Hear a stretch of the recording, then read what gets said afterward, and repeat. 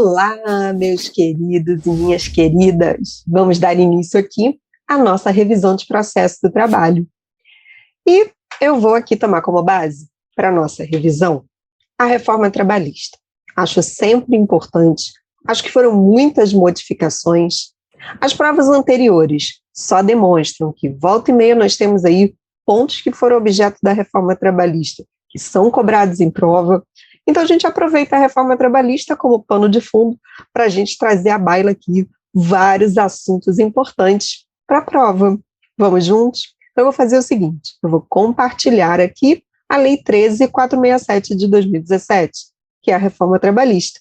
E a gente vai extraindo da legislação as mudanças e a gente vai conversando aqui sobre temáticas importantes para a nossa revisão. Combinado? Vamos lá? Então, vamos juntos. Então, vamos fazer aqui o nosso compartilhamento. Pois bem, eu vou ficar aqui pequenininha, tá bom? Vocês conseguem me visualizar aqui. Deixa eu ver se eu me aumento um pouquinho aqui, ó. Vamos lá. Mas eu estou aqui com vocês. Mas eu vou priorizar para que vocês possam acompanhar comigo a nossa legislação, né? Eu acho que aí já fica uma boa forma da gente fazer a revisão. E eu escolhi para iniciar a nossa revisão, tá? A gente lembrar que nós temos, isso foi a partir da reforma trabalhista, ok? Dentro do que combinamos, a gente tem jurisdição contenciosa e nós temos jurisdição voluntária. O que aconteceu? Com a reforma trabalhista foi criado um capítulo que está aparecendo aqui para a gente, ó, do processo de jurisdição voluntária, capítulo 3A na CLT, novo, não existia antes da reforma trabalhista. Ju, o que mudou?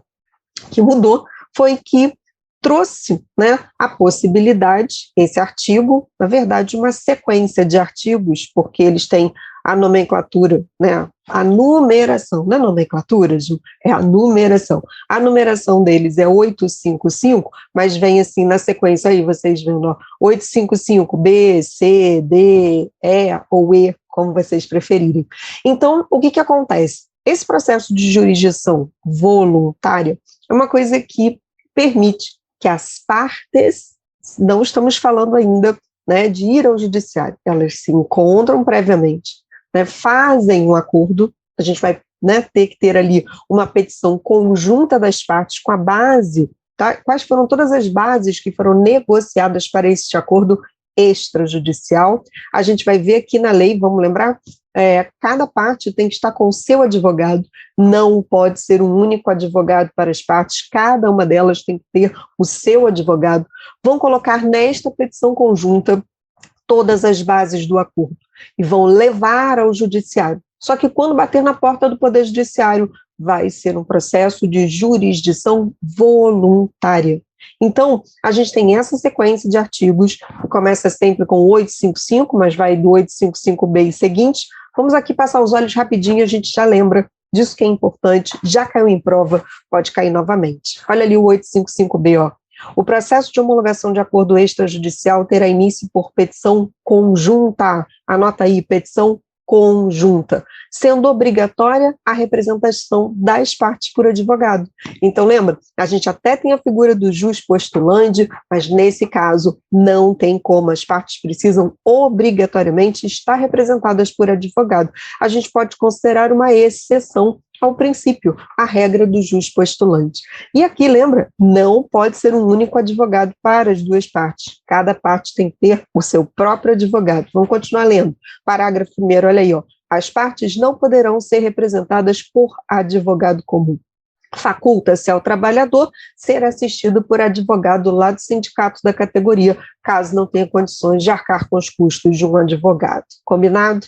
Então vamos ali, aproveitando.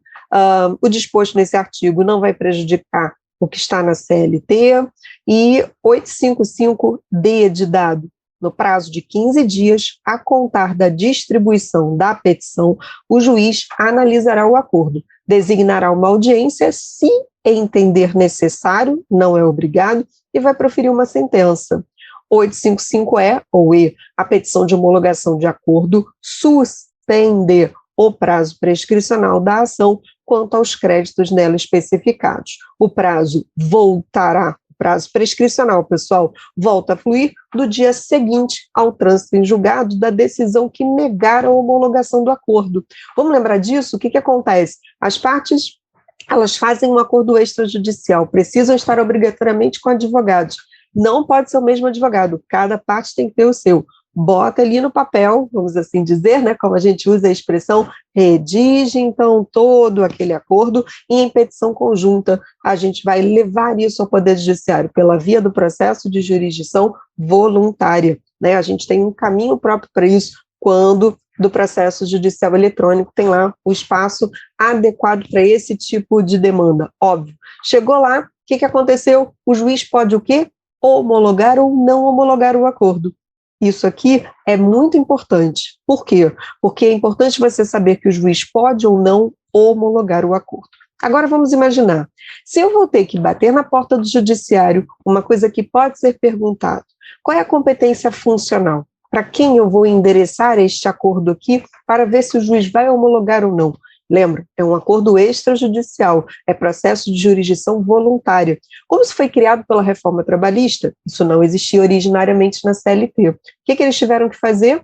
Vou com vocês aqui, né, voltando um pouco a alguns artigos atrás aqui, depois a gente, né, segue. Olha, o artigo 652 da CLT. Estão vendo aí, na lei, o 652? O que aconteceu com o artigo 652? Como foi criado um processo de jurisdição voluntária, tiveram que dizer de quem era a competência. E a competência, então, está lá nas varas do trabalho. Ou seja, colocaram lá no 652, conferem comigo, ó, compete às varas do trabalho, criaram a linha F, decidir quanto à homologação de acordo extrajudicial em matéria de competência da Justiça do Trabalho. Então, o que isso quer dizer? A competência está lá na primeira instância, lá perante o juiz do trabalho, numa vara do trabalho. Agora eu quero atenção máxima, já caiu em prova e pode cair novamente. Vamos imaginar o seguinte, a gente já viu que quando se provoca o Poder Judiciário pela via no caso do processo de jurisdição voluntária, isso não me exclui da possibilidade, caso eu não tenha sucesso, de ir bater na porta do judiciário pela via da jurisdição contenciosa. Por isso que quando a gente foi vendo a sequência lá do 855B ao 855E, ou E, o que diz o 855E ou E, tanto faz como vocês pronunciam? Diz lá que quando se provoca o Poder Judiciário pela via da jurisdição voluntária, o prazo prescricional fica suspenso. Por quê? Porque vão ver se resolve ou não. Se não resolver, eu ainda posso levar ao judiciário pela via da jurisdição contenciosa. Aqui, vamos imaginar competência, numa vara do trabalho, onde o juiz do trabalho, que é o órgão competente, está lá para processar e julgar, para ver se vai naquele momento, como diz, ó, quem vai ter a competência para decidir se homologa ou não homologa o acordo.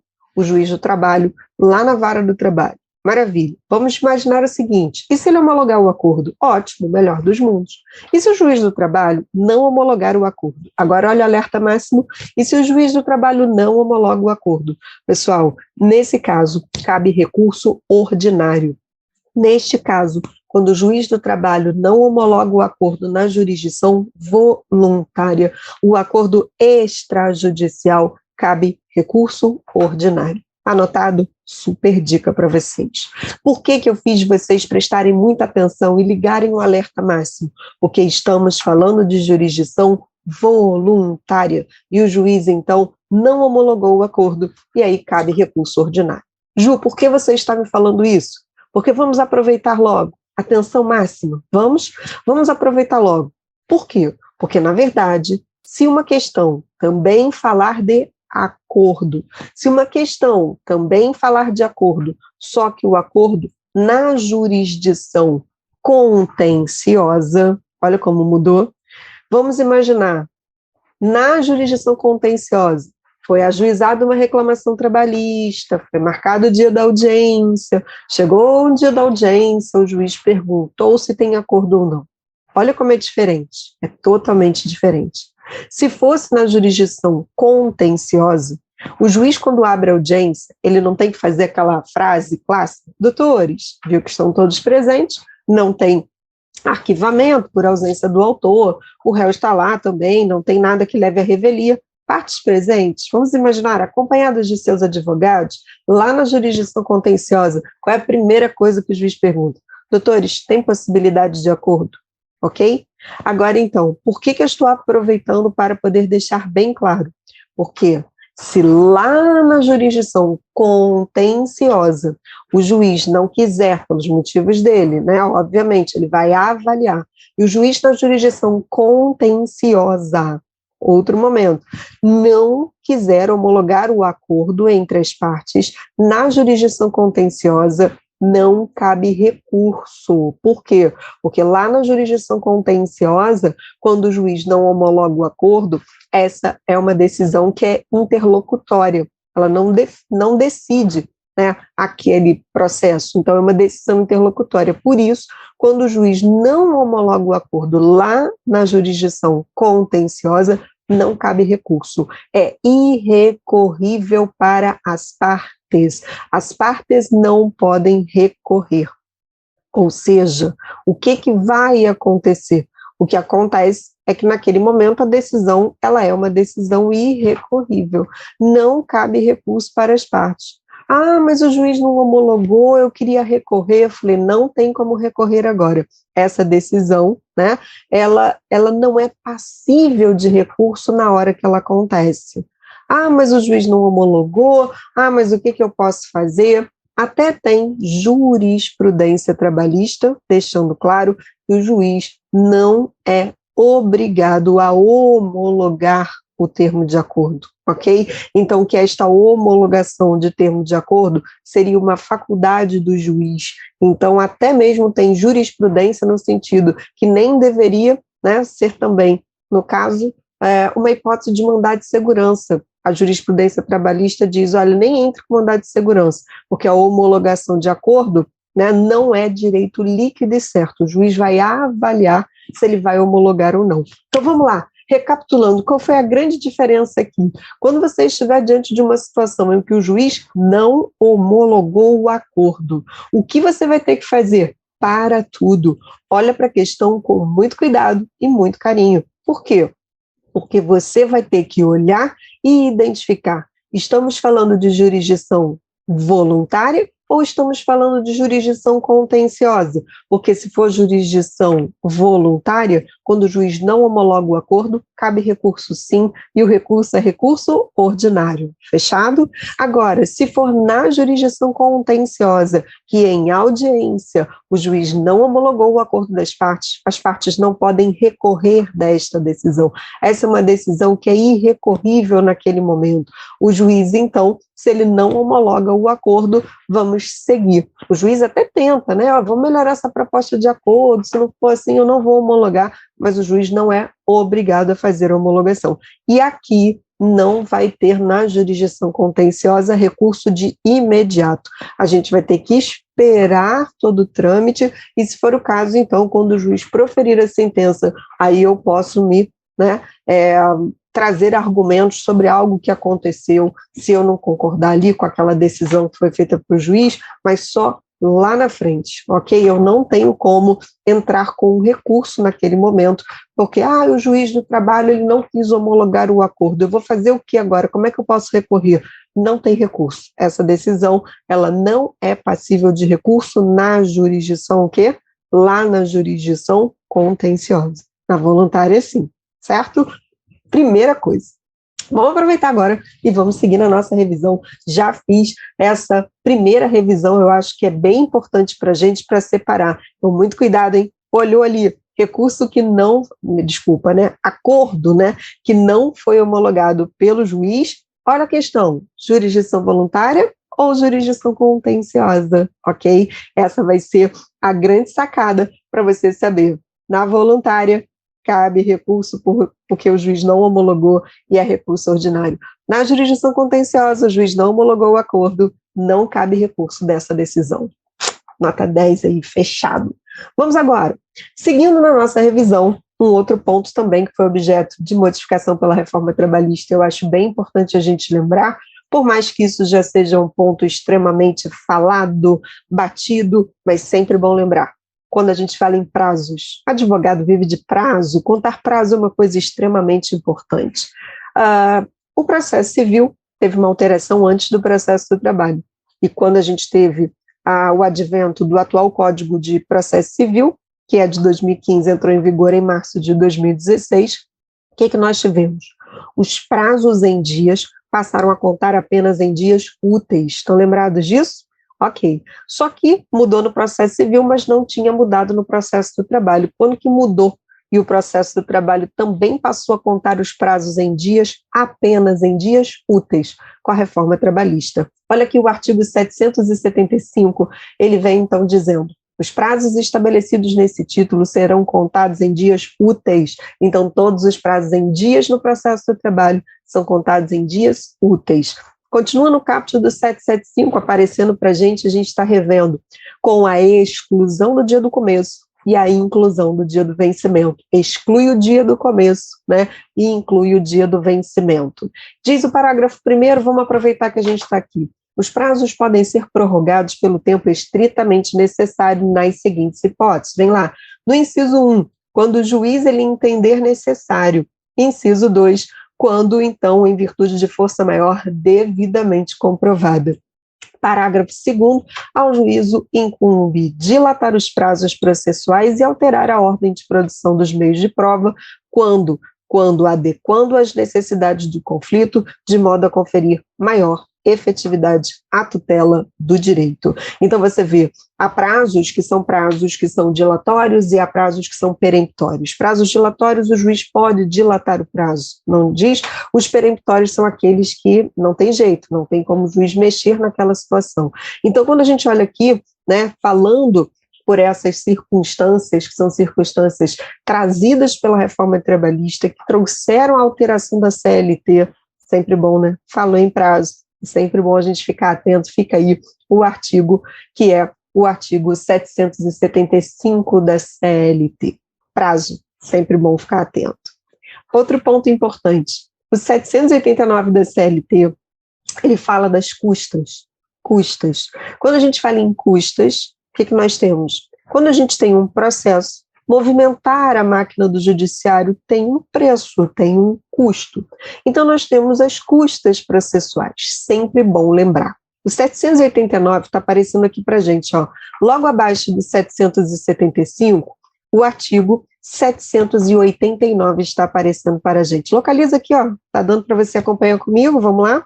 O 789, quando fala das custas, sempre bom você lembrar de uma coisa.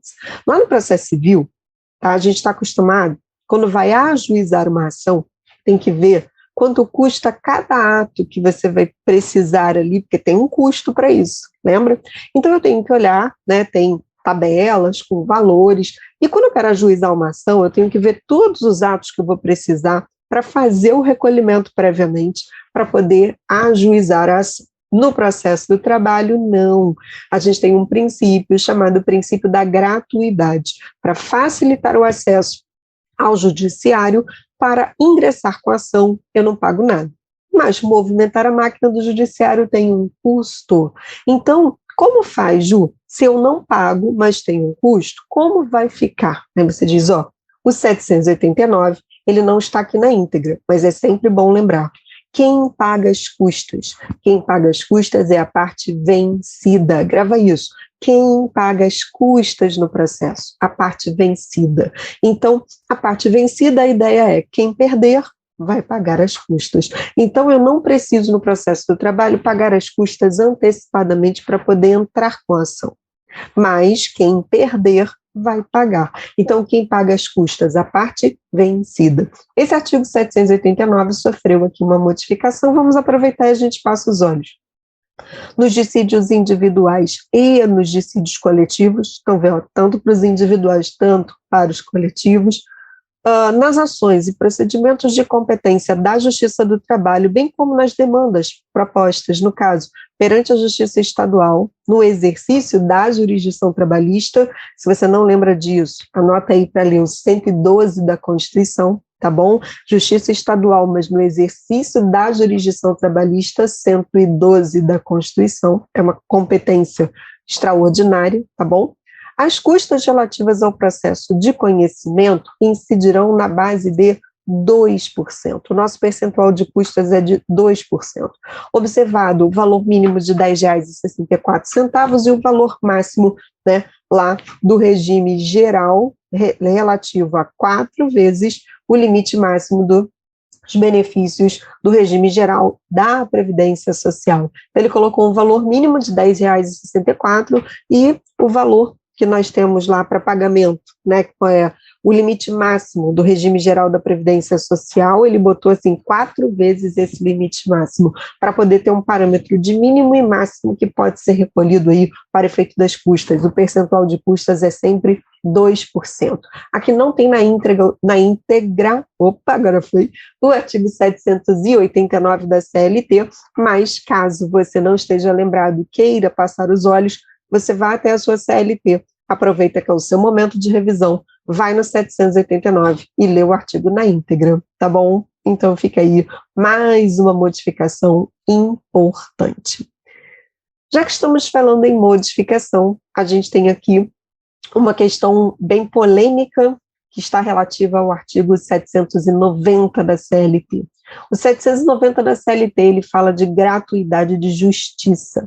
Não exatamente o 790 é o alvo de maiores polêmicas, mas o Instituto da Gratuidade de Justiça, com uma série de modificações que foram introduzidas pela reforma trabalhista, aí sim a gente tem uma série de polêmicas, inclusive uma ação direta de inconstitucionalidade tramitando no Supremo Tribunal Federal. Mas, discussões à parte, vamos aqui, primeiramente, entender uma coisa. Para que o benefício da gratuidade de justiça seja concedido na esfera trabalhista, quem traz as regras é o artigo 790 da CLT. E hoje nós temos aqui, a partir da reforma trabalhista, a gente tem que dar ênfase a 2 parágrafos, o 790 no parágrafo 3º e o 790 no parágrafo 4º. Ju, quais são os parâmetros para o deferimento de gratuidade de justiça na esfera trabalhista? Eu vou usar o Código de Processo Civil? Não, porque nós temos regra própria. Então, vamos lembrar aqui, 790, parágrafo 3º, vamos ler juntos? Vamos lá? Olha lá, parágrafo 3º. É facultado aos juízes, órgãos julgadores e presidentes dos tribunais do trabalho de qualquer instância conceder a requerimento de ofício. Então, lembra aí, gratuidade de justiça a requerimento ou de ofício. Muito bom para quem está se preparando para a prova. O benefício da justiça gratuita, inclusive quanto a traslados e instrumentos, aqueles que perceberem, salário igual ou inferior ao correspondente a 40% do limite máximo dos benefícios do regime geral da Previdência Social. Então, você vê, eles botaram como parâmetro o limite máximo para pagamento dos benefícios da Previdência. Então, a pessoa tem que ter um salário mensal que seja igual ou inferior ao equivalente a 40% do valor desse limite máximo para pagamento dos benefícios do regime geral da Previdência Social. E aí, já lhe digo, o parâmetro lá do processo civil é diferente do processo do trabalho. Então, se a gente tem regra própria, você tem que conhecer esse parâmetro do parágrafo 3º do artigo 790 da CLT. E outra coisa, a reforma trabalhista, além de modificar o parâmetro, que anteriormente não era esse, tá certo?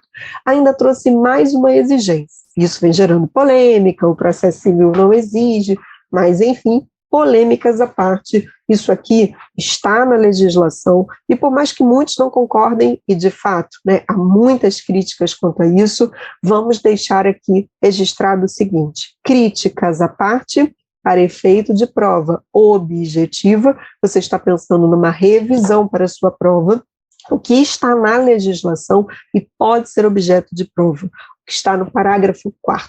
É aí que nós podemos trazer, o benefício da justiça gratuita será concedido à parte que comprovar a insuficiência de recursos para o pagamento das custas do processo. Essa parte que está no parágrafo 4º de 790, comprovar a insuficiência de recursos, é aí que muitos não concordam.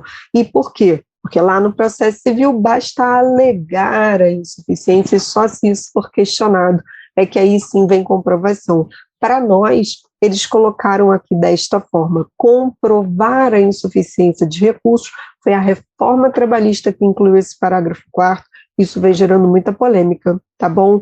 Mas eu repito, polêmicas à parte, isso aqui está valendo, e tudo que está valendo pode ser objeto de prova. A gente pode olhar e concordar, a gente pode olhar e não concordar, combinado? E eu acho que para o efeito do dia a dia da vida prática, é muito bom a gente saber das polêmicas, a gente ter opinião e saber como pode ajudar o nosso cliente. Mas para uma prova objetiva, vale o que está na lei, certo? Prova objetiva vale o que está na lei. Então, muita atenção. Gratuidade de justiça, a gente tem requisitos próprios, 790 parágrafos 3º e 4º estão aqui na nossa revisão, e se cair em prova, você vai lembrar na sua parte lá de processo do trabalho, nas questões de processo, como que funciona no processo do trabalho a questão da gratuidade, ok? Quais são os requisitos? Pode ser de ofício, pode ser a requerimento, mas tem padrões que são estabelecidos na esfera trabalhista. Vale a nossa regra, temos regra própria. Fiquem atentos aos 790 da CLT, parágrafos 3º e 4º, ok? Mais um ponto importante aí que fizemos a nossa revisão. Eu estou tentando ir com vocês, né, em vários pontos que foram melhor dizendo, de modificação pela reforma, e com isso a gente vai fazendo um passeio sobre vários assuntos, que são assuntos que ao longo das nossas aulas nós trabalhamos com eles, e que são assuntos importantes para a prova. Quer ver uma outra coisa importante? Honorários periciais, honorários dos peritos. Os peritos no processo do trabalho, eles não são concursados, são pessoas, né, da confiança do juiz, que são indicadas pelo juiz quando há necessidade da realização de uma perícia no processo trabalhista. Então, vamos lá, ó. Agora a gente vai fazer a leitura do 790B de bola. Vamos juntos? Olha aqui, ó. 790B.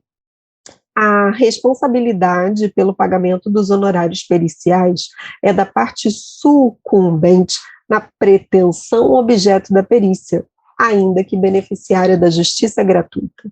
Queridos, isso daqui faz parte, né, de um dos pontos polêmicos quando toca na gratuidade de justiça. Mas tem coisa aqui, né, que a gente não tem tanta polêmica e que eles podem perfeitamente cobrar em prova. Eu acho que a parte mais polêmica, que toca na gratuidade, aí é uma opinião minha, tá? Eu acho que eles não vão meter o dedo na ferida, mas não custa nada a gente lembrar. Então vamos lá.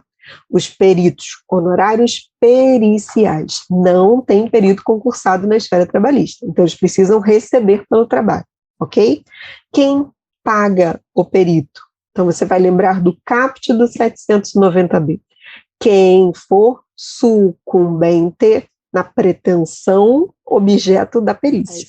Quem paga os honorários periciais? A parte que for sucumbente na pretensão objeto da perícia. Então, vai ter que ver assim, qual foi o pedido que levou à necessidade, por exemplo, de ter uma perícia.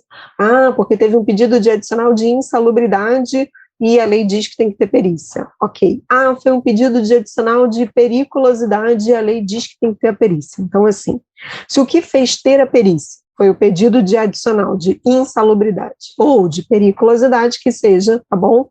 Quem perder, quem for sucumbente nesta pretensão objeto da perícia, ou seja, não importa aqui o que aconteceu com os outros pedidos, mas tem com aquele pedido que gerou a necessidade da perícia, quem perder vai pagar. Então, por exemplo, foi um pedido de adicional de insalubridade. Se o autor pediu e o autor ganhou o adicional de insalubridade, é o réu que paga. Agora, vamos imaginar, o autor da ação, ele fez 10 pedidos, e um deles era o adicional de insalubridade. Os outros 9 pedidos, o autor conseguiu, mas o adicional de insalubridade, o juiz não concedeu o adicional de insalubridade. Ou seja, ele até ganhou outros, mas aquele que justificou a perícia, que foi o adicional de insalubridade, foi justamente o pedido que o autor da ação não conseguiu. Então, o autor da ação foi sucumbente, ele perdeu, ele movimentou a máquina do judiciário, ele fez um pedido que sua pretensão era adicional de insalubridade e ele não conseguiu. Então, se ele foi sucumbente, vai ser o autor que vai ter que pagar esta, né, perícia, estes honorários periciais. Isso daqui, durante muito tempo, sabe, a gente já tinha essa questão de quem perde, quem é sucumbente, mas eles deixaram bem claro, quem for sucumbente na pretensão objeto da perícia. O grande problema aqui é justamente quando se fala da gratuidade de justiça, porque você vê que o caput diz, ainda que beneficiário da gratuidade de justiça, né? Aí vem parágrafo 1º, sempre bom aqui a gente chamar atenção, mas eu vou, antes de falar dos demais parágrafos, eu vou aproveitar, vou lembrar que o caput diz, ainda que beneficiário da gratuidade de justiça. Deixa eu lembrar uma coisa com vocês aqui. Isso aqui faz parte daquela ação direta de inconstitucionalidade que eu comentei agora há pouco, que fala sobre gratuidade de justiça e está lá no Supremo, ok? Por quê? Porque pela atual redação diz que, mesmo se for beneficiário de gratuidade de justiça, paga honorários periciais. E, vamos assim dizer, antes da reforma trabalhista, se quem perdesse e fosse sucumbente, fosse beneficiário de gratuidade, a União é que pagaria esses honorários. Você vai ver agora comigo que o parágrafo 4º desse artigo que a gente está lendo, ele também foi modificado pela reforma trabalhista. E aí, o que passou a dizer? Ele diz, olha, a União só vai vir a pagar os honorários do perito se realmente o beneficiário de gratuidade de justiça não tiver como pagar, porque senão, se ele tiver como pagar, ele vai ter que pagar. Então, assim, antes era assim, ó, é beneficiário de gratuidade de justiça e foi sucumbente, quem paga os honorários é a União, já era automático. Hoje não. Hoje a União é como se fosse a última, né, instância, assim, só se realmente o beneficiário de gratuidade não tiver como pagar, aí sim a União entra em cena. Vamos ler aqui o parágrafo 4º juntinhos? Olha aqui, ó, 790B de bola, parágrafo 4º, somente no caso em que o beneficiário de gratuidade de justiça, olha aí, ó, não tenha obtido em juízo créditos capazes de suportar a despesa referida no caput, ainda que em outro processo, nem precisa ser naquele, a União responderá pelo encargo. Então, hoje, isso aqui é um dos pontos, aqui justamente a ação direta de inconstitucionalidade versa, quando se fala de gratuidade, beneficiário de gratuidade vindo a pagar, mas a gente não teve julgamento dessa ação direta de inconstitucionalidade, isso não está proibido de cair em prova. Nem sei se vão cobrar, sabe, gente? Meter o dedo onde está o ponto polêmico, mas se quiserem, não está ali, né, fora da possibilidade de utilização. Está aqui, foi aprovado pela reforma, se está sendo objeto de questionamento, ok, mas isso aqui está sendo utilizado porque está na lei. Então, isso pode cair em prova? Pode. Eu acho que essa parte da gratuidade, eles vêm evitando, e acho que a tendência é essa, mas é bom saber. Então, a União, ela só entra em cena se realmente, né, naquele processo, ou em outro, aquele que é beneficiário de gratuidade não conseguiu ter nenhum benefício que conseguisse, então, né, dali, obter créditos que ele pudesse pagar os honorários. Tá bom? Registrado? Então, fica aí a dica para vocês. Ju, quando fala em honorários de perito, pode cair questão de honorários periciais? Claro que pode, claro, a gente tem várias perícias trabalhistas, vocês já viram. A primeira coisa que eu lhes chamo a atenção é que quem paga os honorários de perito? Quem é sucumbente na pretensão objeto da perícia, está no caput. A questão do beneficiário de gratuidade é bem polêmica, mas diz, se beneficiário de gratuidade ele obteve proveito econômico naquele processo ou em outro, se der para ele pagar, ele paga. A União só paga se realmente nenhum crédito aquele beneficiário de gratuidade teve, aí a União vai pagar para que aquele que trabalhou não fique sem receber pelos serviços prestados. Agora, volta e meia, tem questões que antes nem tinha na lei, isso até acho que foi uma coisa boa. Muito se questionava o seguinte, será que pode ter parcelamento de honorários? Tipo, eu vou ter que pagar os honorários, mas eu posso pagar parcelado? Aí a reforma trabalhista trouxe uma coisa boa, ela disse que é possível parcelar o pagamento, tá bom? Outra, muito se perguntava se eu podia ter adiantamento de honorários, porque alguns juízes mandavam adiantar o pagamento para poder a perícia acontecer. E aí a lei disse, olha só, não tem adiantamento de honorários de perito. Vamos ver aqui? Ó, a gente está no 790B, vamos ao parágrafo 1º, olha o que a gente acabou de ver. Ao fixar os honorários periciais, o juiz vai respeitar o limite máximo estabelecido pelo Conselho Superior da Justiça do Trabalho. Isso quanto aos valores. Parágrafo 2º do 790B. O juízo, ele poderá deferir parcelamento de honorários. Parcelar pode. Olha o parágrafo 3º. O juízo não poderá, como a gente viu, não poderá exigir adiantamento de valores para a realização de perícia, tá bom? Agora você está craque, você já fez a revisão aqui da parte importante dos honorários periciais. Se cair na sua prova, você fala, opa, ainda bem que eu assisti a revisão, que agora eu estou com tudo fresquinho dos honorários periciais, e aqui, se cair, maravilha, tá tudo ótimo aqui, eu vou acertar a minha questão, ok? Então fica aí a dica para vocês. Já que falamos em honorários, né, não custa nada a gente seguir aqui e falar de honorários de sucumbência, ou honorários sucumbenciais. O que é honorários de sucumbência, honorários sucumbenciais? O que a gente acabou de ver aqui quando falou do perito? O que é a ideia de sucumbência? É perder, né? Na verdade, os honorários de sucumbência ou sucumbenciais, eles não existiam na esfera trabalhista, ok? Já tinha lá no processo civil, mas no processo do trabalho eles não se aplicavam. Foi a reforma trabalhista que trouxe os honorários de sucumbência para dentro do processo do trabalho. Então, pessoal, a gente tem aqui o artigo 791A, vamos dar uma olhada aqui, 791A aparecendo, a gente aproveita e chama a atenção dos pontos importantes. Olha aqui, ó, 791A. Vamos ver juntos? Vamos recordar honorários sucumbenciais. Foi a reforma trabalhista que trouxe isso para o processo do trabalho. Ao advogado, ainda que atue em causa própria. Primeira coisa para você lembrar, o advogado ele não pode atuar em causa própria? Pode. E se ele estiver atuando em causa própria e preencher aqui os requisitos, ele tem direito aos honorários de sucumbência? Tem. Então, olha o inicinho logo. O advogado, ainda que, mesmo que ele atue em causa própria. Primeira dica para vocês, vamos voltar. Ao advogado, ainda que atue em causa própria, serão devidos os honorários de sucumbência, fixados entre o mínimo de 5% e o máximo de 15% sobre o valor que resultar da liquidação da sentença, do proveito econômico obtido ou não sendo possível mensurá-lo sobre o valor atualizado da causa. Então você já sabe, ó, mesmo que ele estiver atuando em causa própria, o percentual vai ser fixado pelo juiz entre o mínimo de 5% e o máximo de 15%, que aí pode ser da liquidação, né? Dali da própria sentença, do proveito econômico obtido, ou se não tiver como, do valor atualizado da causa. Vamos continuar falando dos honorários, vamos lembrar aqui. Vamos lá, ó, parágrafo 1º. Os honorários serão devidos também nas ações contra a fazenda pública e nas ações em que a parte estiver assistida ou substituída por sindicato da categoria. Então é bom saber, se forem ações contra a fazenda pública e quando o advogado ali, ó, for advogado do sindicato, também tem o condenação. Parágrafo 2º, ao juiz, ao fixar os honorários, o que ele vai observar?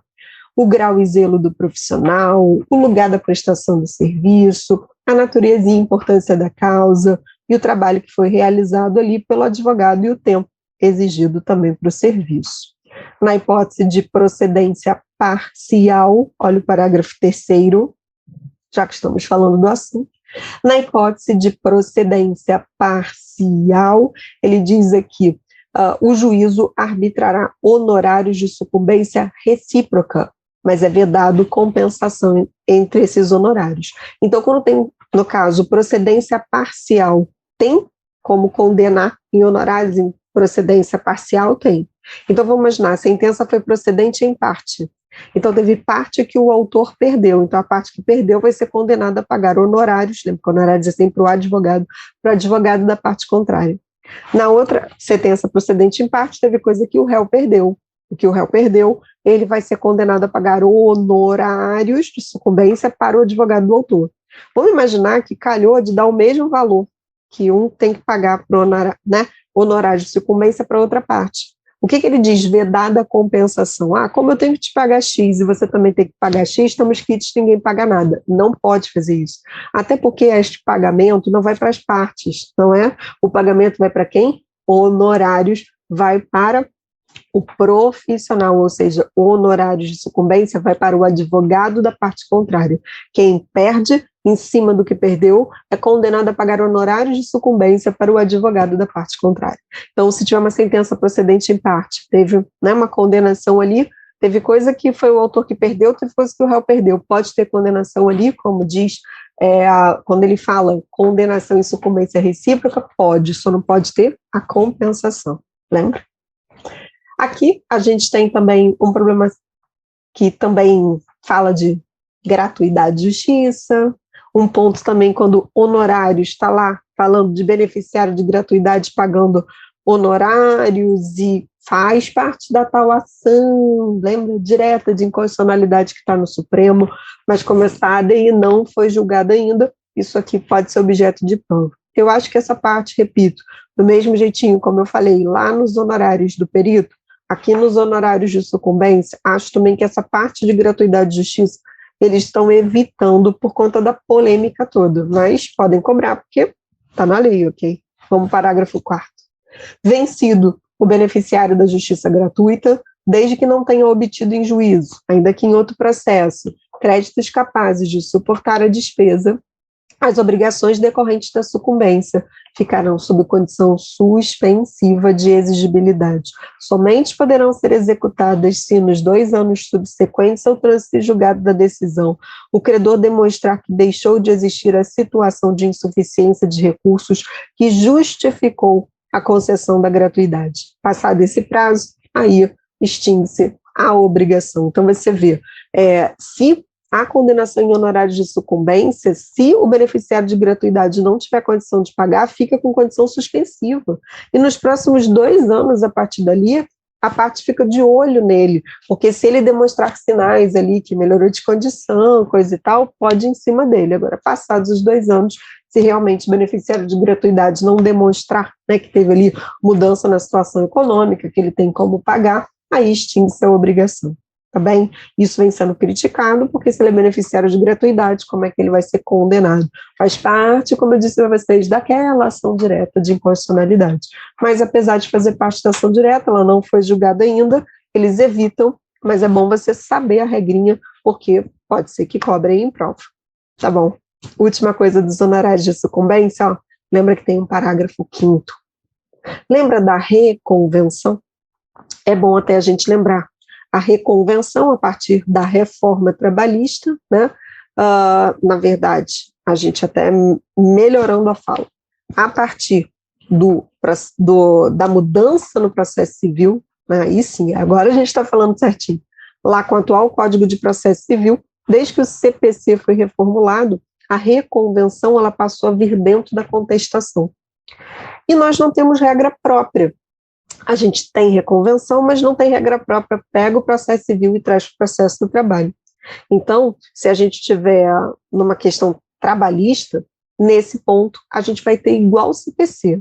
Se a gente quiser, ao mesmo tempo, contestar e reconvir, a reconvenção vem dentro da contestação, ok? Então, se eu quiser, ao mesmo tempo, contestar e apresentar reconvenção, a reconvenção vem dentro da contestação. É assim no processo civil, é assim no processo do trabalho. Grava aí, ó. Isso serve para processo civil e para processo do trabalho. Só tem uma forma da reconvenção vir em peça separada. Só tem uma forma da reconvenção vir em peça separada. Se a gente não quiser contestar, só quiser reconvir. Então, repetindo, cabe reconvenção no processo do trabalho? Cabe. Ju, por que você está falando isso? Você vai ver já já. Cabe. Nós não temos regra própria, então a gente pega o que está lá no CPC e traz para o processo do trabalho. Eu pego lá o que está no CPC, trago para o processo do trabalho. Então, se eu quero ao mesmo tempo contestar e reconvir, a reconvenção vem dentro da contestação. Mas, se a gente quiser só apresentar a reconvenção, aí a reconvenção vem em peça separada. Vamos imaginar o seguinte: houve uma reconvenção no processo do trabalho. Será que pode ter condenação em honorários de sucumbência na reconvenção? Sim. Por isso que eu aproveitei e falei, a gente não tem regra própria, pega do processo civil, traz para o processo do trabalho, usa de forma subsidiária, e vamos imaginar que a gente teve uma reconvenção no processo do trabalho. Pode ter, então, honorários sucumbenciais? Sim. Olha o parágrafo 5º, vamos ler? Está aqui, ó, parágrafo 5º. São devidos honorários de sucumbência na reconvenção. Ok? Então, se tiver uma reconvenção no processo do trabalho, tem condenação em honorários sucumbenciais? Tem sim. Ok? Então, assim, ó, eu acho que isso já valeu para a gente lembrar desses 2 honorários. Tem vários pontos importantes, vários detalhezinhos aqui. Repito, eu acho que a parte que fala de gratuidade, a banca, ela não vem nem tocando nesse assunto, e eu acho que é porque é muito polêmico. Mas se eles quiserem cobrar, eles podem, tá? Então, por isso que é bom a gente fazer logo a revisão como um todo. Por isso que eu estou escolhendo alguns pontos. Alguns já foram objeto de prova, eu venho sinalizando para vocês nas aulas e agora também na nossa revisão, e outros novos, né, e que nem foram ainda objeto de prova. É tanta mudança com a reforma trabalhista que dá, assim, margem para muitas questões de prova. E a gente está aproveitando para rever, tá bom? Sabe uma outra coisa também, que eu acho que a qualquer momento vai ser uma questão de prova? Eu já venho apostando isso. Não caiu, mas eu tenho o sentimento que a qualquer momento vai cair. Vai que vem agora na sua prova. É a questão da responsabilidade por dano processual. Sabe quando a gente tem litigância de má-fé, e aí há uma responsabilidade pelo dano processual que foi gerado?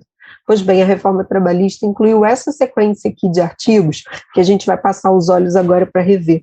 Quando a gente tem o dano processual, a gente tem a litigância de má-fé e a gente tem ali, né, uma série de consequências para aquele que litigante de má-fé está ali tumultuando o andamento processual. Vamos ver aqui? Vamos recordar? Então está aparecendo aqui para a gente a seção 4A, que foi incluída pela reforma, fala da responsabilidade por dano processual. Vamos aproveitar, a gente lê juntos, e daí vem a nossa revisão. 793A responde por perdas e danos aquele que litigar de má-fé como reclamante, como reclamado ou interveniente. Anotou aí? Reclamante, reclamado, interveniente. Os 3 podem responder se estiverem litigando de má-fé. Considera-se litigante de má-fé. Vamos lá, quem é o litigante de má-fé? Olha as hipóteses legais. Aquele que deduzir uma pretensão ou defesa contra texto expresso de lei ou fato incontroverso. 2. Alterar a verdade dos fatos. 3. Usar o processo para conseguir um objetivo ilegal. 4. Opuser resistência injustificada ao andamento do processo. Proceder de modo temerário em qualquer incidente ou ato do processo. Provocar incidente manifestamente infundado ou interpuser um recurso que seja manifestamente protelatório, só para empurrar com a barriga, só para atrapalhar o processo, não é mesmo? Então aqui a gente tem, né, uma série de condutas que são consideradas como litigantes, no caso, litigância de má-fé, e podem fazer com que este litigante de má-fé tenha consequências. Quais as consequências? Vamos lembrar? Olha aqui, 790C, vamos ler juntos. De ofício ou a requerimento, o juízo condenará o litigante de má-fé a pagar uma multa, que deverá ser superior a 1%, mas inferior a 10%. Então fica assim, acima de 1, mas não pode passar, né? Não pode passar ali de 10. Então ele diz superior a 1, mas inferior a 10% do valor corrigido da causa. E aí ele tem a multa superior a 1 e inferior a 10% do valor da causa, é condenado a indenizar a parte contrária dos prejuízos que esta sofreu, e ainda vai arcar com os honorários advocatícios e todas as despesas que efetuou. Então, assim, isso não caiu em prova ainda. O 793B fala do que é considerado como litigância de má-fé, condutas. Pode ser quem? Lembra? Pode ser o reclamante, o reclamado e o interveniente, igual a gente viu aqui, ó, no caput, na verdade, no 793A, responde por perdas e danos quem litigar de má-fé. Quem? Como reclamante, como reclamado ou interveniente. Diz as hipóteses, e o 793 diz, de ofício ou então a requerimento da parte. Tem a multa, superior a 1 não pode passar 10%, olha aí. A gente tem a multa, tem a indenização. Indenização do quê? Dos prejuízos que foram gerados e ainda vai ter que arcar com os honorários, no caso, advocatícios, e todas as despesas que a outra parte efetuou. Quer dizer, ser litigante de má-fé é pesada a punição. Tem multa, tem indenização, tem que pagar honorários, tem que pagar despesas. Parágrafo 1º, quando forem 2 ou mais litigantes de má-fé, o juízo condenará cada um na proporção do respectivo interesse da causa, ou solidariamente aqueles que se coligaram para lesar a parte contrária. Parágrafo 2º. Quando o valor da causa foi irrisório ou inestimável, a multa pode ser fixada em até 2 vezes o limite máximo dos benefícios do regime geral da Previdência Social. Parágrafo 3º. O valor da indenização será fixado pelo juiz, ou caso não seja possível mensurá-lo, liquidado por arbitramento ou procedimento comum nos próprios autos. Aqui fala 790D, aplica-se a multa, né, prevista no 793C, a testemunha, que olha só, ele falou primeiro, né, de reclamante, reclamado e interveniente. Agora olha para o 790D de dado. Aquela multa que acabou de falar no artigo anterior, acima de 1, não pode passar de 10% do valor da causa, ele diz aqui, ó, a multa, aplica-se a multa, estou no 793D de dado, aplica-se a multa prevista no 793C a testemunha que intencionalmente alterar a verdade dos fatos ou omitir fatos essenciais ao julgamento da causa. A exceção da multa prevista nesse artigo, né, a execução, da multa será nos próprios autos. Então, testemunha aí também, isso criticado, mas valendo tá aí, né, que a testemunha pode sofrer também a punição quando ela altera a verdade dos fatos ou omite fatos essenciais, e isso fica comprovado, tá? Então, ela pode sofrer a punição. Isso é uma coisa importante, então, a gente não tinha isso instrumentalizado na CLT, essa sequência que a gente viu aqui, ó, de 793A ao 793, criaram esse capítulo do dano processual, fala do litigante de má-fé, diz que pode ser de ofício ou a requerimento, fala do reclamante, do reclamado, do interveniente, ainda traz a possibilidade de se estender a testemunha à multa, né, a questão da multa, diz aqui hipóteses que caracterizam a litigância, que se você não está lembrando, esse é um bom dispositivo aí para a nossa revisão, e se você achou assim, a Ju falou, mas eu acho que eu preciso dar mais uma olhada, você ainda tem tempo hábil para isso, ok? Por isso, nossa revisão agora para você poder falar, até minha prova, eu tenho tempo hábil para passar os olhos aqui e lembrar mais um pouquinho sobre isso, tá bom? Então vamos lá. Ju, e aí? A gente está assim, né, na reta final da nossa revisão. Você tem mais alguma coisa importante para falar para a gente? Tenho uma coisa bem importante. E eu vou falar para vocês, eu dou aula na graduação. E quando eu dou aula, essa é uma questão que volta e meia eu coloco em prova para os meus alunos, e olha, sempre tem um desavisado que cai na casca de banana. Do que eu estou falando, tá? Eu estou falando agora de um outro tema. Estou falando da exceção de incompetência territorial. Exceção de incompetência territorial. Vamos aproveitar e lembrar de uma coisa. Qual é a regra de competência territorial trabalhista? No processo do trabalho, quando a gente quer ajuizar uma ação e a gente está pensando na competência territorial, qual é a nossa regra? Não vamos falar das exceções. Qual é a nossa regra? É o local da prestação do serviço. Boa, isso mesmo. Então, no processo do trabalho, a regra geral para saber aonde a gente vai endereçar a nossa peça ali, né, para a gente poder dizer a competência territorial. É da onde? É daquela vara do trabalho, né, aquele juízo ali do local da prestação do serviço como regra. Maravilha. Então, o que vai acontecer? Se por acaso a ação foi ajuizada e a gente quisesse manifestar que aquele não é o juízo competente. Aí você fala, exceção de incompetência territorial. Olha o alerta máximo, a casca de banana que eu digo que eu coloco para os meus alunos na graduação, e tem sempre um desavisado. Cuidado, alerta máximo. Processo civil é diferente do processo do trabalho, processo civil diferente do processo do trabalho. Lá no processo civil, a exceção de incompetência territorial vem dentro da contestação. No processo do trabalho, não. Processo do trabalho, exceção de incompetência territorial é peça separada. Processo do trabalho, A exceção de incompetência territorial, se ela for apresentada, é peça separada e vem bem antes da contestação, é outro momento processual. Então, cuidado, lá no processo civil é diferente do processo do trabalho. O artigo 800 da CLT fala sobre a exceção de incompetência territorial, ok? Traz as regrinhas trabalhistas, vamos lembrar?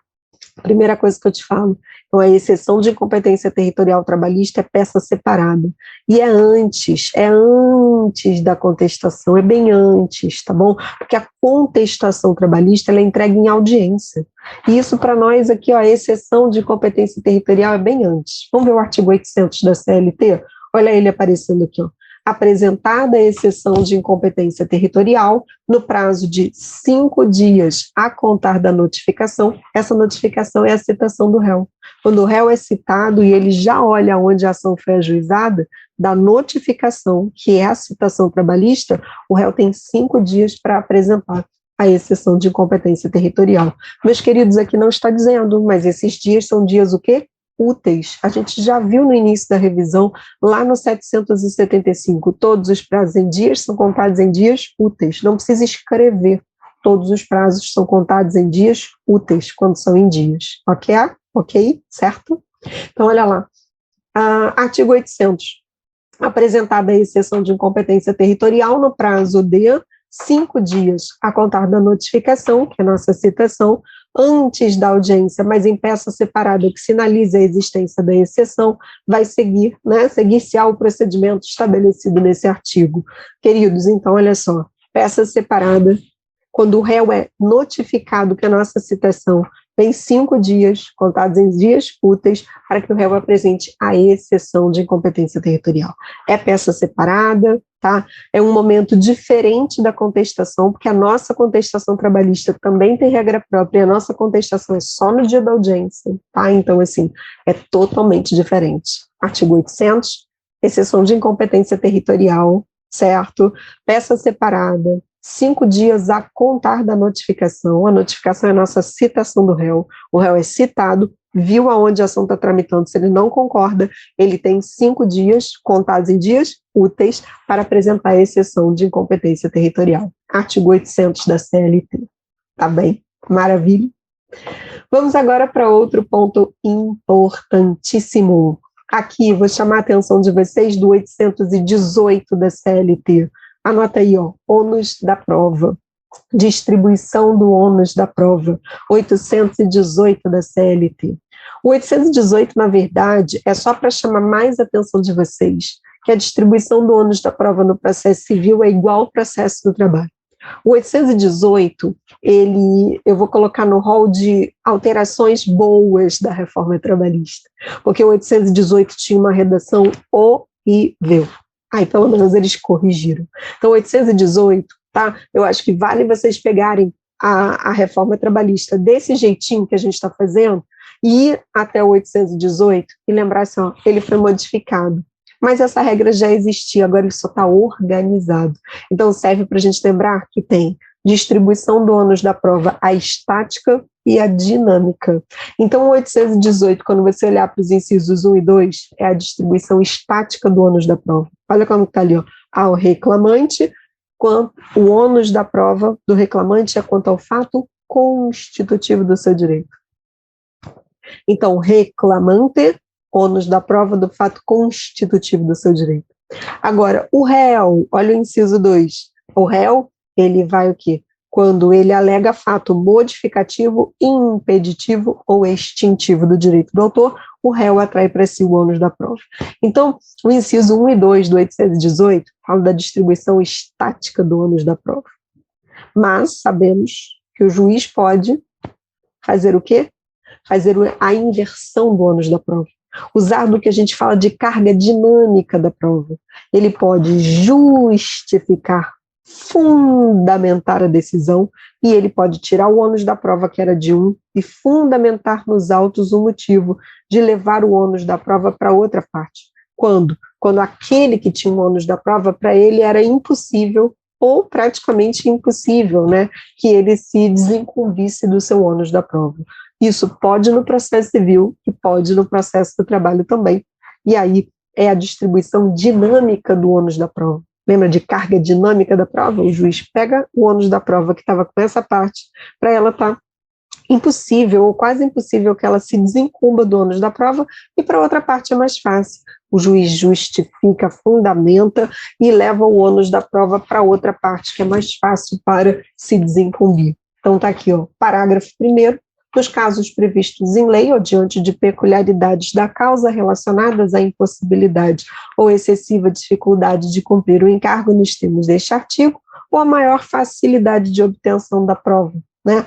No caso do fato contrário, pode o juiz atribuir ônus da prova de modo diverso, desde que o faça por decisão fundamentada, caso em que deve dar à parte a oportunidade de se desincumbir do ônus que passou a lhe ser atribuído. Então, isso pode no processo civil, pode no processo do trabalho. Só chamei a atenção do 818, porque agora ele está todo arrumadinho, todo ajeitadinho, e desse jeito assim, se eles pegarem até do jeito como está na lei, é uma ótima questão de prova para aparecer. E aqui fica, então, registrada a questão do ônus da prova, tá bom? Vamos lá, minutos finais, momentos finais da revisão. Vamos agora pontualmente chamar a atenção de alguns aspectos relevantes. Então, dicas finais. Muita atenção agora que eu vou cirurgicamente escolher alguns pontos importantes para as nossas dicas finais. Primeira delas, lá no processo civil, a gente já tinha essa alteração desde o atual Código de Processo Civil. Com a reforma trabalhista, veio para dentro do processo do trabalho. Ju, do que você está falando? Aqui, ó, do artigo 840 da CLT. Olha o 840 da CLT. Ele diz, sendo escrita a reclamação trabalhista, ela deve conter designação do juízo, a qualificação das partes, a breve exposição dos fatos que resulte o dissídio, o pedido. Olha aí a grande modificação, o pedido tem que ser certo, tem que ser determinado e tem que ter a indicação do seu valor. Data e assinatura do reclamante, do reclamado. Então, o que acontece? A maior modificação no parágrafo 1º é que os pedidos precisam ser o quê? Certos, determinados e com a indicação do valor. Qual a consequência se essas exigências do parágrafo 1º não forem atendidas na petição inicial? Olha o que está escrito no parágrafo 3º do 840. Os pedidos que não atendam ao disposto no parágrafo 1º deste artigo serão julgados extintos sem resolução de mérito. Tá bom? Então fica aí a consequência. 841. Só lembrando de uma coisa, no 840, quando a gente vai ao parágrafo 3º, que diz pedidos que não atendam ao disposto no parágrafo 1º são julgados extintos sem mérito, tá? Só uma observação. A gente tem a possibilidade de emenda da petição inicial. A gente tem a possibilidade de emenda da petição inicial. E quando a gente tem a emenda da petição inicial, o que nós temos aqui? Ao emendar a petição inicial, o juiz, antes de extinguir, ele deve dar a oportunidade para que haja emenda inicial. E se aí não emendando a inicial, o pedido vai ser extinto, tá bom? Só para aproveitar, não está escrito aqui, a gente pega a regra do processo civil, traz para o processo do trabalho, o juiz tem que dizer exatamente o que precisa ser objeto de emenda, e se a parte, então, não sanar o vício, o processo ali vai ser extinto sem resolução de mérito, tá bom? Fica a dica para vocês. Ju, nas dicas finais, o que mais que você acha que pode aparecer na nossa prova? Vamos lá, lembra? Dicas agora pontuais e cirúrgicas. Vamos dar uma olhada aqui no artigo 841. 841, olha ali, 841. Oferecida a contestação. Quando oferecida a contestação, mesmo que seja eletronicamente, olha ali, parágrafo 3º do 841, leiam comigo. Oferecida a contestação, ainda que, mesmo que eletronicamente, o reclamante não pode desistir da ação sem o consentimento do reclamado. Então, até o momento em que ainda não teve contestação, o autor pode desistir da ação. mesmo que a outra parte, independentemente se a outra parte concorda ou não. A partir do momento em que houver contestação, mesmo que seja eletronicamente, ainda que eletronicamente, o autor da ação não vai poder desistir sem a concordância da outra parte, tá bom? Então, enquanto não teve a contestação, nossa contestação ela é entregue em audiência, tá certo? O autor pode desistir, independentemente de perguntar o que o réu acha.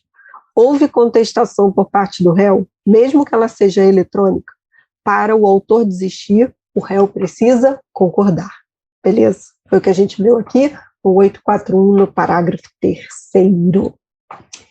843. Essa daqui é uma questão que já foi objeto de prova várias vezes, mudou realmente com a reforma trabalhista, já caiu várias vezes, mas pode cair mais uma vez, tá bom? É o preposto. Preposto. Queridos, preposto, tá? Na esfera trabalhista, o preposto precisava ser empregado da empresa. Mas a reforma trabalhista acabou com essa exigência. Então, o 843 está aqui para a gente lembrar que o preposto enviado pelo réu não precisa ser empregado da empresa. O preposto não precisa mais ser empregado da empresa. Se aparecer na sua prova, isso é antigo, isso é antes da reforma. Então, da reforma trabalhista para cá, na esfera trabalhista, preposto não precisa mais ser empregado da empresa. Tá bom? Agora eu vou com vocês aqui, né, um pouquinho mais à frente. Vou lembrar com vocês aqui, finalizando a nossa revisão, dicas finais para a nossa revisão, é que, assim como no processo civil, a gente tem um incidente de desconsideração da personalidade jurídica, a gente também tem a possibilidade no processo do trabalho. Inclusive, no processo do trabalho, a gente tem aqui na CLT o 855A da CLT, mas o próprio 855A diz, olha, use do 133 ao 137 do CPC. Então, apesar da gente ter um artigo próprio, ele fala, olha, eu só estou botando aqui na CLT, mas para dizer, pega o processo civil e traz para o processo do trabalho que vocês podem usar. A única coisa que eu digo para vocês é que quando se tem um incidente de desconsideração da personalidade jurídica, ele pode ser aceito ou não. Ele pode ser aceito, acolhido, ou ele pode ser rejeitado. Eu posso fazer alguma coisa? Eu quero me insurgir desta decisão do juiz do trabalho. Agora lembra, revisão de processo do trabalho. Eu quero me insurgir quanto a essa decisão do juiz. Aqui, no juiz do trabalho, por exemplo, que acolheu ou rejeitou. O que eu posso fazer? Gravem e prestem atenção se cair na sua prova, para ver qual é o momento processual que a questão se refere. Por quê, Ju? Porque quando você me pergunta assim, houve o acolhimento ou foi rejeitado o incidente de desconsideração da personalidade no processo do trabalho? Eu posso me insurgir quanto a isso ou não? Eu vou falar assim, depende do momento processual. Quer ver só? Vamos ler junto só. Parágrafo 1º, 855A. Da decisão interlocutória que acolhe ou rejeita o incidente. 1. Se for na fase de conhecimento ou na fase de cognição, não cabe recurso de imediato, porque é uma decisão interlocutória. 2. Mas se isso já aconteceu na execução, qual é o recurso que é típico da execução? Agravo de petição, isso mesmo. Então, na fase de execução, cabe agravo de petição, independentemente se garantir juízo. 3. Cabe agravo interno, se for proferida pelo relator em incidente originariamente instaurado no tribunal. Então, se você quer saber, se não pode fazer nada, se é agravo de petição, se é, né, o agravo interno porque é decisão do relator, isso depende do momento processual. Então, você vai ter que olhar a questão, ver em qual momento processual que eles enquadraram a situação para marcar sua resposta correta. Ok? É o 855A, incidente de desconsideração da personalidade jurídica. Aqui a gente já falou, né, sobre a homologação de acordo extrajudicial. Vamos finalizando aqui. Eu vou dar uma dica de execução. Dica boa, quem? execução. Qual a dica de execução que eu vou trazer para vocês? Anota aí, ó, execução, dicas. A primeira coisa que eu lhe chamo a atenção é que quando a gente fala em execução, o 879 da CLT, 879, ele fala de liquidar, liquidação. O que é liquidação? É transformar o direito em valores. Liquidar o pedido, liquidação. Dica para vocês, ó, parágrafo 2º do 879. Elaborada a conta e tornada líquida, ou seja, transformado o direito em valores para poder ir atrás do réu, que agora é o executado, para ele pagar. Diz aqui, ó, parágrafo 2º. Elaborada a conta e tornada líquida, o juiz abrirá para as partes o prazo comum de 8 dias. Elaborada a conta tornada líquida, o juiz vai abrir para as partes o prazo comum de 8 dias. Aí diz aqui, para impugnação fundamentada com a indicação de itens e valores objetos da discordância, sob pena de preclusão. Isso o que quer dizer sob pena de preclusão? Fala agora, ou senão depois não pode falar. Então, quando o juiz olhar, falar assim, ó, esse aqui é o valor desta execução. A conta foi tornada líquida, transformou o direito em valores. Ele deverá abrir para as partes o prazo comum de 8 dias, certo? Sob pena de preclusão. Se não falar, não pode mais. Só um detalhe para vocês. A união, ela também tem que ter prazo para poder se manifestar. Então, sabe o que acontece? Para as partes, o prazo é comum de 8 dias. Mas o juiz também abre prazo para a união se manifestar. E o prazo da união é de 10 dias. Então, tome cuidado. As partes, nesse caso, têm prazo comum de 8 dias se quiserem se manifestar. Só que a união também é intimada para falar. E ela tem prazo de 10 dias. Então, fique atentos quem que está ali. Se a questão fala da união ou se a questão está falando das partes, porque o prazo é diferente. Tá bom? Essa foi uma dica boa aí para vocês na execução. Uma outra dica também de execução que eu quero chamar a atenção de vocês, estou indo um pouco mais à frente. Deixa eu ver aqui aonde está. Está aqui, ó, no artigo 876 da CLT, 876.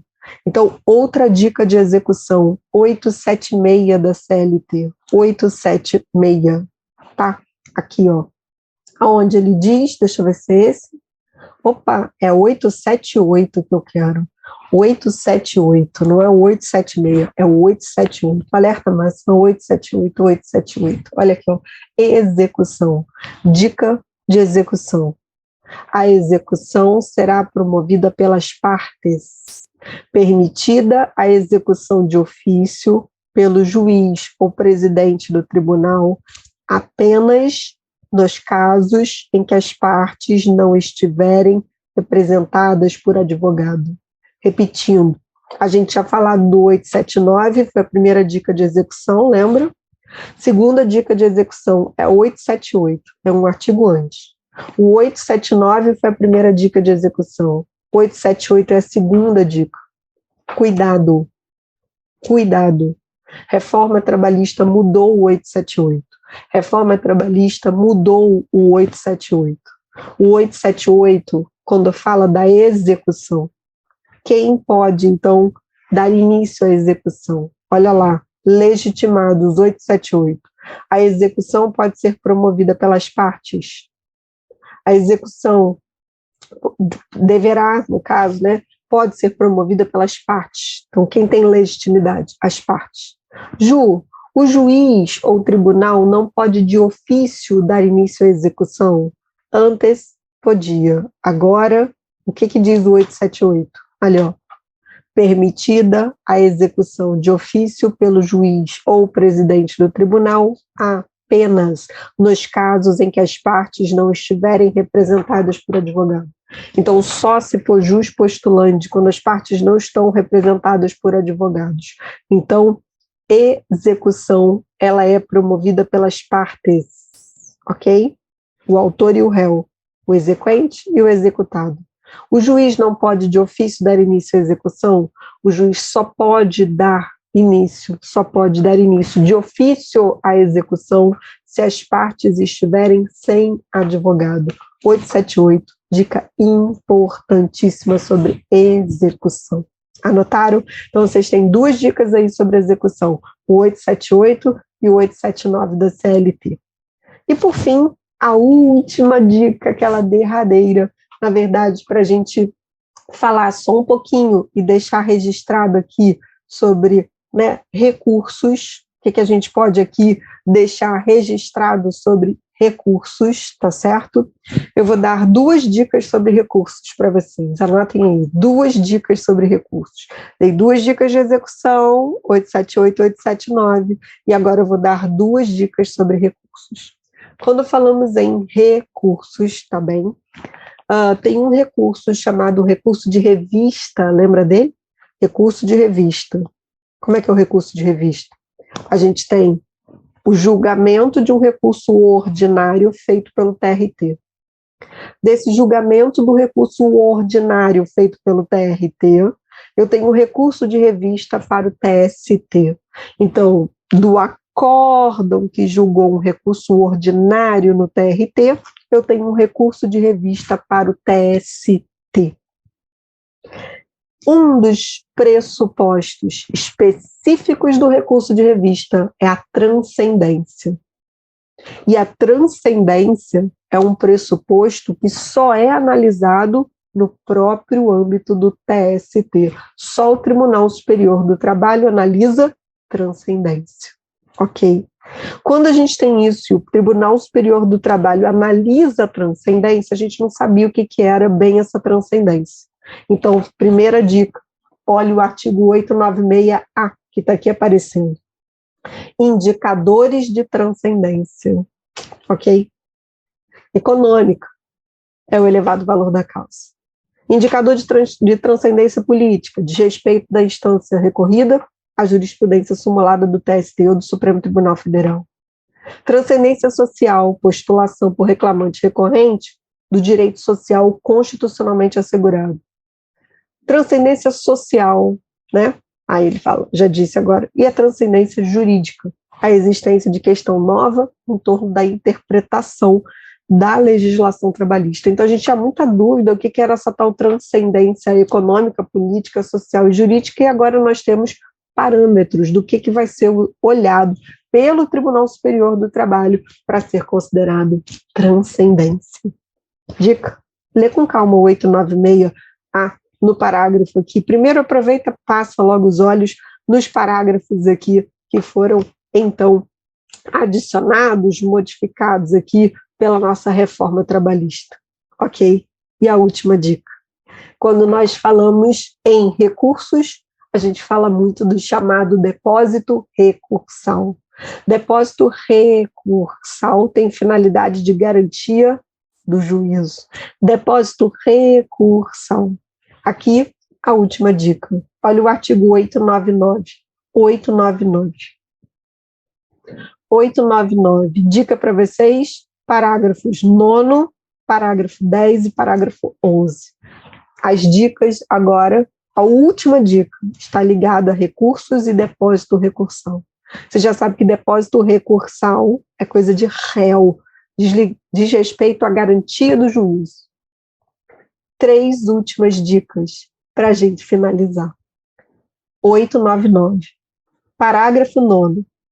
O valor do depósito recursal vai ser devido pela metade. Parágrafo 9º. O valor do depósito recursal é devido pela metade para entidades sem fins lucrativos, empregadores domésticos, microempreendedores individuais, microempresas e empresas de pequeno porte. Parágrafo 10.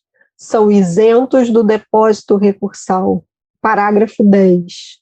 São isentos, não precisa recolher depósito recursal. Beneficiários de gratuidade de justiça, entidades filantrópicas, empresas em recuperação judicial. Parágrafo 10, isento, não precisa de depósito recursal, está aí, ó. Beneficiário de gratuidade de justiça, entidades filantrópicas, empresas em recuperação judicial. E você vai acrescentar massa falida. Massa falida também é isenta de depósito recursal. Acrescente aí no parágrafo 10, massa falida. É a súmula 86 do TST.